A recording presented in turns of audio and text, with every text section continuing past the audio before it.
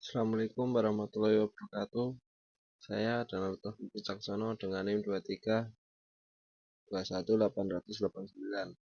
Saya di sini mau menjelaskan isi modul ajar yang saya buat. Yang pertama, ada identitas modul yang berisi penyusun, instansi, tujuan penyusun, jenjang sekolah, mata pelajaran, fase atau kelas, bab, dan topik.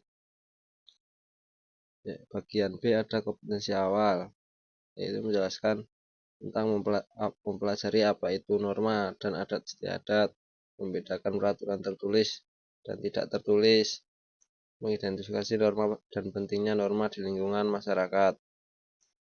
Yang ketiga ada profil pelajar Pancasila. 1. Beriman bertakwa kepada Tuhan dan berakhlak mulia. 2.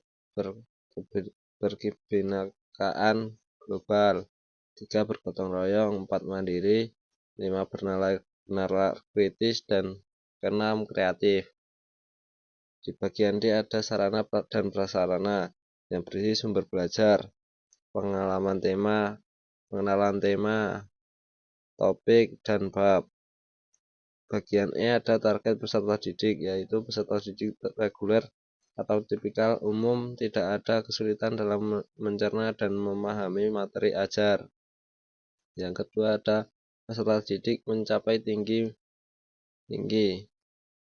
mencerna dan memahami dengan cepat, mampu mencapai keterampilan berpikir aras tinggi atau HOTS, dan memiliki keterampilan pemimpin. Bagian F ada model pembelajaran. Yang pertama, 1. Menentukan proyek atau masalah utama. Yang kedua, merencanakan proyek. Ketiga, membuat jadwal penyelesaian proyek. 4. Memonitor kemajuan penyelesaian proyek. Yang kelima, mempresentasikan dan menguji hasil penyelesaian proyek. Yang keenam, mengevaluasi dan refleksi proses dan hasil proses proyek. Komponen inti. Yang pertama, tujuan kegiatan pembelajaran, mempelajari apa itu norma dan adat istiadat, membedakan peraturan tertulis dan tidak tertulis, mengidentifikasi norma, pentingnya norma dan di dalam lingkungan masyarakat. Tujuan pembelajaran, pengenalan tema. Peserta didik melakukan aktivitas yang berkaitan dengan tema pembelajaran sebagai perkenalan. Peserta didik menyampaikan apa yang ingin dan akan dipelajari di bab ini. Yang ketiga, peserta didik membuat rencana belajar. Tujuan pembelajaran, topik B. Peserta didik dapat membedakan peraturan tertulis dan tidak tertulis. Peserta didik dapat menganalisis perlunya mematuhi peraturan. Yang ketiga, peserta didik dapat mendemonstrasikan contoh norma pelanggaran norma di suatu tempat. Tujuan proyek yaitu peserta didik dapat melakukan praktik jual beli. Pemahaman bermakna, topik pengenalan tema. Meningkatkan kemampuan siswa dalam melakukan aktivitas yang berkaitan dengan tema pembelajaran sebagai perkenalan, menyampaikan apa yang ingin akan dipelajari di bab ini, dan membuat rencana belajar. Topik B, yaitu kini aku menjadi lebih tertib. Yang pertama, meningkatkan kemampuan siswa dalam membedakan peraturan tertulis dan tidak tertulis, menganalisa perlunya mematuhi peraturan, dan mendemonstrasikan contoh norma dan pelanggaran norma di suatu tempat. Topik pembelajaran, yaitu meningkatkan kemampuan siswa dalam melakukan praktik jual beli. Bagian C ada pertanyaan pematik yang berisi pengenalan topik bab 4. Yang pertama, bagaimana manusia dapat hidup rukun berdampingan dengan berbagai sifat dan karakter yang berbeda. Topik B ada kini aku menjadi lebih tertib lagi. Yang pertama, apakah perbedaan antara peraturan tertulis dan tidak tertulis. Yang kedua, mengapa kita perlu mematuhi peraturan. Yang ketiga, ada apa aja yang jika kita melanggar norma yang berlaku di masyarakat. Kegiatan pembelajaran. Yang pertama ada kegiatan pendahuluan atau kegiatan orientasi. Pertama, peserta didik dan guru memulai dengan berdoa bersama. 2. Peserta didik disapa dengan melakukan pembersihan kehadiran bersama guru. Pengenalan topik bab 2. Kegiatan apresiasi. Mulailah kelas dengan melakukan tanya jawab pada peserta didik mengenai hal apa saja yang membuat manusia hidup rukun dan tertib. 2. Lakukan tanya jawab singkat untuk mengajak peserta didik mengenal konsep norma dan peraturan rumah. 3. Berikan kesempatan pada peserta didik untuk menceritakan pengalaman terkait pertanyaan yang guru ajukan. Berikan penjelasan kepada peserta didik tentang apa itu norma dan peraturan dengan cara mengolaborasikan konsep norma dan peraturan dengan pengalaman peserta didik ketika berada di rumah. 5. Setelah itu ajaklah peserta didik untuk keliling melihat lingkungan sekolah atau sekitarnya atau tempat publik. Sampaikanlah tujuan berkeliling, yaitu untuk melihat apa saja norma yang ada peraturan di tempat itu. 2. Adakah pelanggaran yang terjadi di tempat ini? 6. Mintalah peserta didik untuk menuliskan hasil pengamatan mereka di buku tugas. 7. Motivasi belajar peserta didik tetap fokus pada tujuan kegiatan ini, yaitu mengamati peraturan atau melanggar yang ada di sekitar. 8. Setelah selesai, arahkan peserta didik untuk kembali ke dalam kelas. 9. Arahkan peserta didik untuk membuat gambar yang mengilustrasikan bagaimana norma dan peraturan yang ada di sekolah. 10. Setelah melihat gambar, mintalah beberapa peserta didik untuk menceritakan apa saja bentuk-bentuk norma atau peraturan yang ada di sekolah. 11. Sampaikan tujuan pembelajaran yang ingin dicapai di dalam bab ini dan mengkolaborasikan dengan apa yang ingin diketahui peserta didik tentang norma dan peraturan. Di sini ada catatan kegiatan untuk bab ini. Ada 2, yaitu memberikan penjelasan dapat dipahami oleh peserta didik. Materi yang disampaikan terkait dengan peraturan tertulis dan tidak tertulis, seperti contoh peraturan tertulis yang tidak tertulis lingkungan masyarakat. Kegiatan inti. Lanjutkan kegiatan kelas dengan meningkatkan peserta didik tentang aktivitas yang telah dilakukan sebelumnya dan sampaikan tujuan pembelajaran pada kegiatan kali ini. Lakukan literasi dengan narasi pembuka atau Big B dan sebagainya lah, seterusnya itu ada. Contoh jawaban dari kartu situasi. Situasi adalah teman bermain, seperti taman bermain, di sekolah, toilet umum, membayar, jalan di kasir, dan seterusnya. Nah, ini adalah contoh dari kartu situasi. Setelah itu membentuk kelompok yang terdiri dari 3 atau 4 peserta didik sesuai dengan kartu situasi yang mereka dapatkan.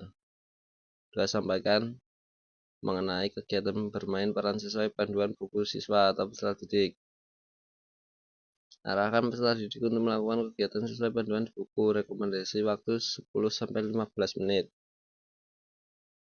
Cara bermain, mintalah peserta didik untuk melakukan pendapat mereka mengenai saksi yang didapat melanggar aturan yang situasi bermain peran kelompok yang sedang tampil. Ini akan membantu mereka fokus dan menyimak kegiatan.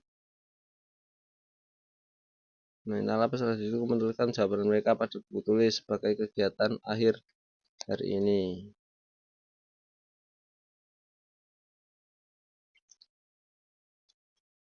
Mulailah dengan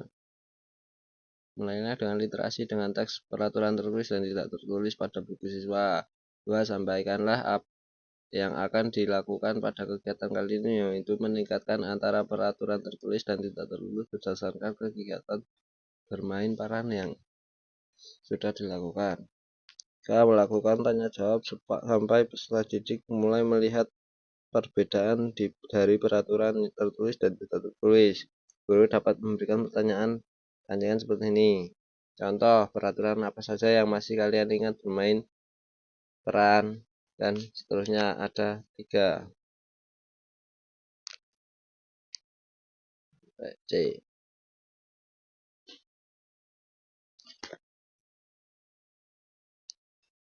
Kegiatan penutup. Guru memberikan refleksi. Siswa dapat menyimpulkan isi materi pada pembelajaran hari ini. 3. Siswa mengomunikasikan kendala apa yang dihadapi dalam mengikuti pembelajaran hari ini. 4. Guru meminta peserta didik melakukan tugas lembar kerja peserta didik atau KPD. 5. Guru bersama siswa menutup kegiatan dengan doa dan salam. Di sini ada kegiatan keluarga. Libatkanlah keluarga untuk menyelaraskan suasana belajar di rumah dengan sekolah. Untuk mendukung proses belajar didik saat belajar di tema ini, keluarga bisa mengajak peserta didik untuk melakukan kegiatan-kegiatan tersebut.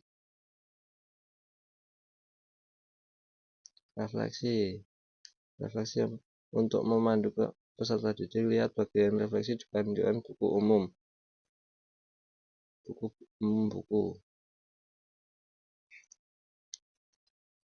Yang pertama, apa hal yang baru kamu pelajari pada kegiatan kali ini? Bervariasi.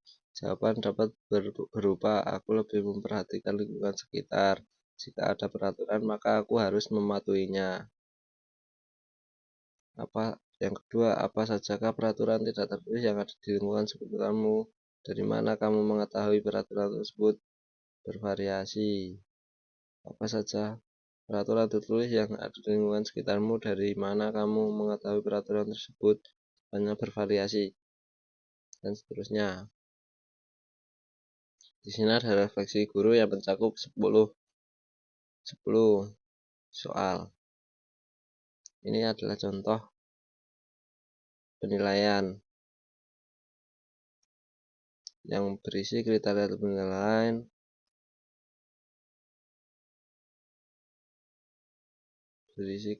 penilaian, yaitu nilainya mencakup sangat baik, cukup, perlu diperbaikan. Ini ada kunci jawaban dari kegiatan di atas. Yang bagian K, kegiatan pengayaan dan remedial. Peserta didik dengan nilai rata-rata dan nilai di atas rata-rata mengikuti pembelajaran dengan pengayaan atau remedial. Diberikan kepada peserta didik yang membutuhkan bimbingan untuk memahami materi atau pembelajaran mengulang kepada siswa yang belum mencapai capaian pembelajaran. Di sini ada lembar LKPD.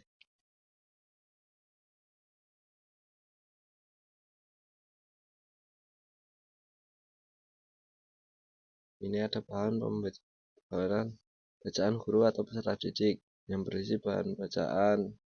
Ini aku menjadi lebih tertib.